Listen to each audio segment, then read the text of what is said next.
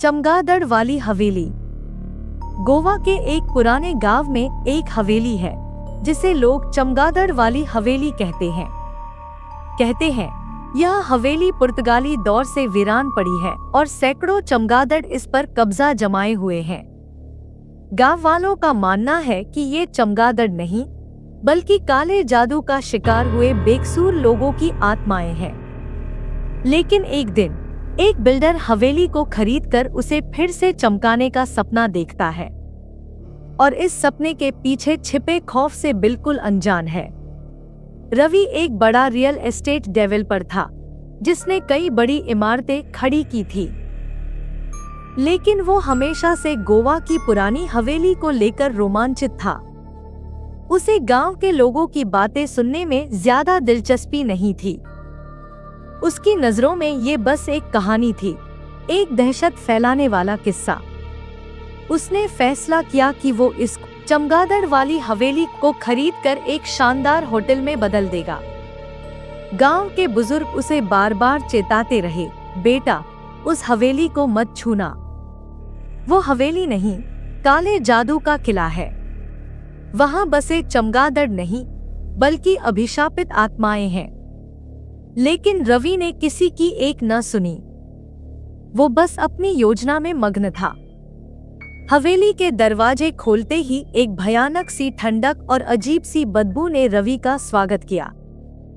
चारों ओर घने अंधेरे में सैकड़ों चमगादड़ लटके हुए थे। जैसे ही उसने कदम रखा, सैकड़ों चमगादड़ अचानक उड़ने लगे। उनकी तेज आवाजें हवेली के सन्नाटे को और डरावना बना रही थी।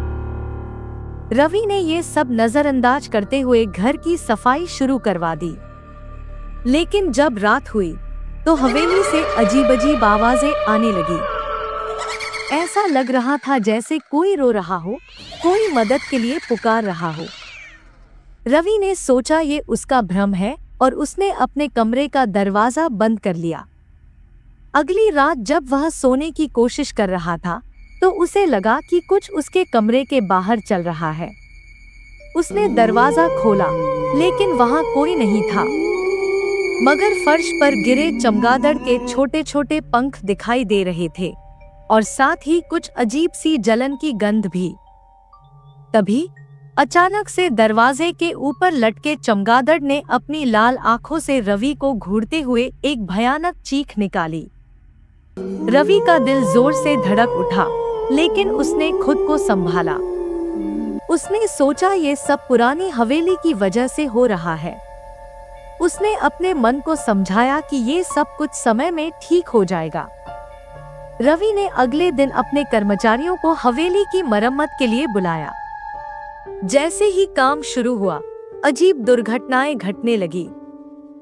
कभी किसी का औजार गायब हो जाता तो कभी किसी कर्मचारी का पैर फिसल जाता। काम करने वाले मजदूर भी धीरे धीरे डर से भागने लगे। एक मजदूर ने तो साफ कहा, साहब ये हवेली हमारे बस की बात नहीं, यहाँ कोई भूत है जो हमें यहाँ नहीं रहने देगा।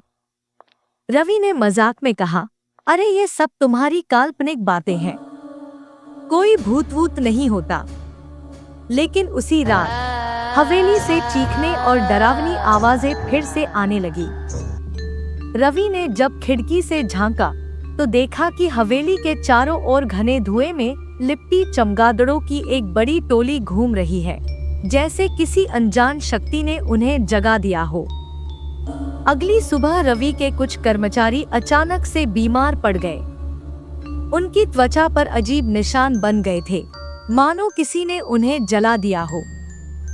अब तक रवि को थोड़ा एहसास होने लगा कि शायद कुछ गड़बड़ है। उसने पुरानी हवेली के इतिहास के बारे में और जानने की कोशिश की। एक बुजुर्ग ने उसे बताया, ये हवेली कभी एक जादूगरनी की थी। उसने यहाँ काले जादू का प्रयोग किया था, जिसमें कई मासूमों की जानें गई थी। वो सब आत्माएं अब इन चमगादड़ों के रूप में यहाँ बंद है। रवि को डर लगने लगा, पर उसने सोचा कि अब पीछे हटना उसकी प्रतिष्ठा को ठेस पहुंचा सकता है। उस रात रवि ने सोने की कोशिश की, लेकिन नींद नहीं आई। आधी रात के समय उसने हवेली से निकलने की कोशिश की। जैसे ही उसने कदम बाहर रखा, एक अजीब सी आवाज आई, तूने हमारी नींद को तोड़ा है, अब तुझे इसकी कीमत चुकानी होगी। तभी अचानक सारे चमगादड़ हवा में उठ गए और हवेली के भीतर एक भयानक आंधी सी चलने लगी। हर कोने से आत्माएं दिखाई देने लगी। उनके चेहरे विकृत और डरावने थे। रवि की चीख गूंज उठी, लेकिन वो कहीं भाग नहीं सका। अगली सुबह गांव वालों ने देखा कि हवेली के बाहर रवि का सामान पड़ा था, लेकिन रवि कहीं नहीं था। चमगादड़ अपनी जगह पर लौट चुके थे और हवेली में फिर वही खामोशी थी। कुछ लोग कहते हैं कि रवि अब उन आत्माओं के बीच कैद हो गया है, तो कुछ कहते हैं कि उसने अपनी गलती की सजा भोग ली। आज भी उस हवेली से रात को चीखें और चमगादड़ों की आवाजें सुनाई देती हैं, जैसे कोई वहां वापस आने का इंतजार कर रहा हो। क्या आप उस हवेली में जाने की हिम्मत करेंगे? Subscribe Fear Fuse for more.